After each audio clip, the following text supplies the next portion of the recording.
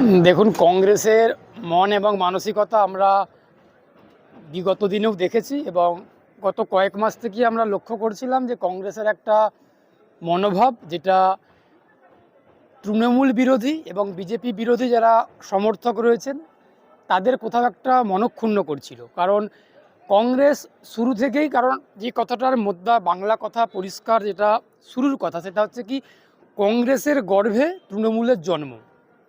আমরা যদি তৃণমূল কংগ্রেসের রাজনৈতিক ইতিহাসটা দেখি, আমরা যদি তৃণমূল কংগ্রেসের জন্মলগ্নটা দেখি, কংগ্রেসের গর্ভেই তৃণমূলের জন্ম, অর্থাৎ কংগ্রেসের গর্ভে মমতা বন্দ্যোপাধ্যায়ের জন্ম মানে মমতা বন্দ্যোপাধ্যায়ের রাজনৈতিক জীবনের জন্ম।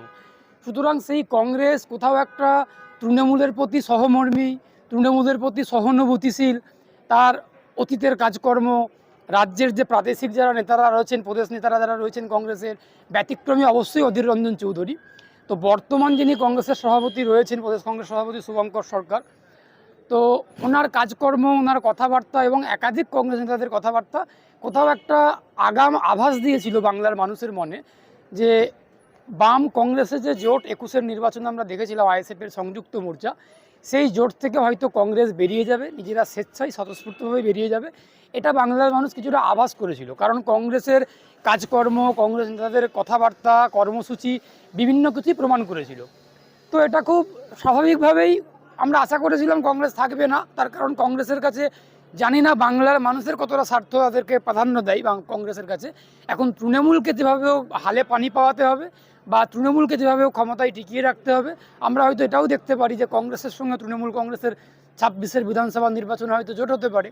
তো সুতরাং সেই দিকেতেই এগিয়ে যাচ্ছে। বাংলার মানুষ বিচার করবেন, যারা কংগ্রেসের কর্মী সমর্থক, যারা তৃণমূলের বিরুদ্ধে এবং যারা বিজেপির বিরুদ্ধে, তাদের কোথাও একটা মনে আঘাত দিচ্ছে কংগ্রেসের এই কার্যকলাপ এবং কংগ্রেসের এই সমস্ত সিদ্ধান্ত। এটা আমরা আশা করছি আগামী দিনে গণতান্ত্রিক পদ্ধতিতে বিধানসভা নির্বাচনেতে বাংলার মানুষ একটা ঐতিহাসিক রায় দেবেন, জানাবেন কংগ্রেসের বিরুদ্ধে। আচ্ছা, এই কংগ্রেস নেতাদের তৃণমূলের যেসব অপরাধমূলক কাজ, বিভিন্ন যে দুর্নীতিগুলো, সেই দুর্নীতির বিরুদ্ধেও তাদের বলার অধিকার আছে বলে মনে করেন যে প্রদেশ কংগ্রেসের? না, এই কংগ্রেসের হাত ধরেই কিন্তু পশ্চিমবাংলায় তৃণমূল ক্ষমতায় এসেছে। ওটাই হচ্ছে কথা, যে তৃণমূল কংগ্রেসকে বাংলাতে আনলো কারা, তৃণমূল কংগ্রেসকে বাংলাতে আমদানি করলো কারা। এখন যদি আমরা অতীতের রাজনৈতিক জীবনে ফিরে যাই, 2011 সালের আগে যদি ফিরে যাই, সুতরাং মানুষের মধ্যে একটা কথা আসবে যে বামেদের অত্যাচার, বামেদের অপশাসন, বামেদের অন্যায়, এগুলো একটা মাত্রা ছাড়া সীমা অতিক্রম করে গিয়েছিল, যার জন্য বাংলার মানুষের মনে একটা বাম বিরোধী, একটা বামফ্রন্ট বিরোধী একটা মনোভাব তৈরি হয়েছিল, যার জন্য তৃণমূল কংগ্রেস আসলো। কিন্তু শুধুমাত্র তো ওটা কারণ না, একটা সরকার, একটা রাজনৈতিক দল গণতান্ত্রিক রাষ্ট্রে দীর্ঘদিন ক্ষমতায় থাকলে অবশ্যই তাদের বিরুদ্ধে একটা অ্যান্টি ইনকামবেন্সি, অর্থাৎ একটা প্রতিষ্ঠানের বিরোধিতা তৈরি হয়, সেটা স্বাভাবিক। বামেদের বিরুদ্ধেও তৈরি হয়েছিল। কিন্তু তৃণমূল কংগ্রেসকে আনার ক্ষেত্রে বিজেপির ভূমিকা ছিল, তৃণমূল কংগ্রেসকে বাংলাতে আনার ক্ষেত্রে কংগ্রেসের অবদান ছিল, এসইউসিআইয়ের অবদান ছিল, জামাতে ইসলামী হিন্দের অবদান ছিল। সুতরাং বাম বিরোধী বিভিন্ন দলগুলো যারা যারা ছিল, এই যে এখন বিজেপির সঙ্গে তৃণমূলের মুখোমুখি লড়াই হচ্ছে, একটা মানুষের কাছে প্রমাণ করার চেষ্টা হচ্ছে, এই বিজেপির কেন্দ্রের নেতারা এসে মমতা বন্দ্যোপাধ্যায়কে সহযোগিতা করেছিল। এটা কারা জানি না আমরা, আমাদের তখন বয়স কম ছিল, যারা আমাদের থেকে রাজনীতি যারা সিনিয়র আমাদের থেকে রাজনৈতিক জীবনে, তারা খুব ভালো করে বলতে পারবেন, জানতে পারবেন, আমরাও দেখেছি। সুতরাং এই কংগ্রেসের অবদান খুব একটা স্মরণীয় অবদান ছিল তৃণমূল কংগ্রেসকে আনার ক্ষেত্রে। এবার যদি এখন আপনি বলেন যে তৃণমূল কংগ্রেসের কি কোনো অধিকার নেই তৃণমূলের বিরুদ্ধে বলার, নিশ্চয়ই অধিকার রয়েছে। একসময় জোট করেছিল বলে অন্যায় যদি চিরকাল হতেই থাকে, সেই অন্যায়টাকে মাথা ব্যথা নেব, অন্যায়টাকে দেখব, এটা তো কখনো হতে পারে না। কংগ্রেস তার জায়গা থেকে তিনি তারা বিরোধিতা করছেন, কিন্তু কোথাও একটা গিয়ে দিনের শেষে তৃণমূলের বিরুদ্ধে লড়াই আন্দোলন করব, আবার একাকী লড়াই করে যাব, যেখানে তৃণমূলকেই হালে পানি পাইয়ে দেওয়া, তৃণমূলকেই সুবিধা পাইয়ে দেওয়া, পিছনের দরজা থেকে তৃণমূলকে সুবিধা পাইয়ে দিতে এ সমস্তগুলো করা, এগুলো মানুষ ঠিক সেভাবে নেবে না। এটা হচ্ছে বাংলার মানুষ শুভ বুদ্ধি সম্পন্ন, বাংলার মানুষ চেতনা সম্পন্ন, বাংলার মানুষ রাজনৈতিক সচেতন। সচেতক। সুতরাং বাংলার মানুষ হয়তো সিদ্ধান্তগুলো যেগুলো নিচ্ছেন, আমরা যদি মনে করি বাংলার মানুষকে বোকা মনে করি, এটা ভুল ভাববো। বাংলার মানুষ সব কিছু পর্যবেক্ষণ করছেন, সব কিছুই অবজারভেশন করছেন, সঠিক সময়ে সঠিক সিদ্ধান্ত নেবেন, এটা আমাদের বিশ্বাস। আমরা বুঝতে পারছি, জানতে পারছি। সুতরাং কংগ্রেস যেটা করছেন বা তৃণমূল বিরোধী, বিজেপি বিরোধী রাজনৈতিক দলগুলো যেটা করছেন, একা একা লড়াই করার মানসিকতা নিয়ে লড়ছেন, লড়ুক। গণতন্ত্র সবার লড়াই করার অধিকার আছে, লড়াই করুক। মানুষ সিদ্ধান্ত নেবে আগামী দিনে যে কাকে রাখবেন, কাকে বিসর্জন দেবেন।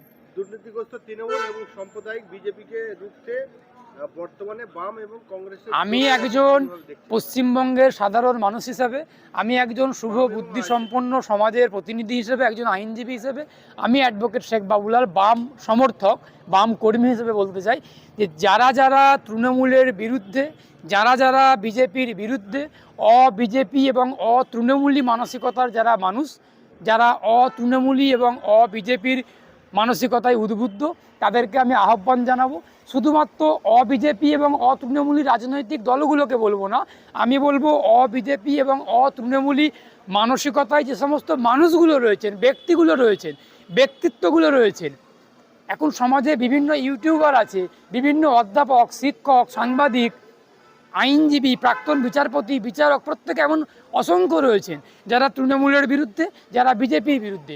এই সমস্ত মানুষগুলোকে এককাট্টা করে আগামী 26-এর বিধানসভা নির্বাচনে তৃণমূলের বিরুদ্ধে, বিজেপির বিরুদ্ধে, বিজেপি এবং তৃণমূলী একটা প্ল্যাটফর্মে এসে লড়াই করার আহ্বান জানাবো।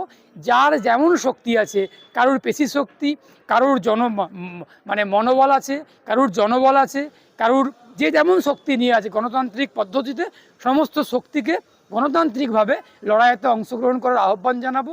তৃণমূলকে হারাতে হবে এবং বিজেপিকে তাড়াতে হবে, এই মানসিকতায় যারা বিশ্বাস করেন তারা একসঙ্গে এককাট্টা হয়ে লড়াইটা করুক 26-এর নির্বাচনে।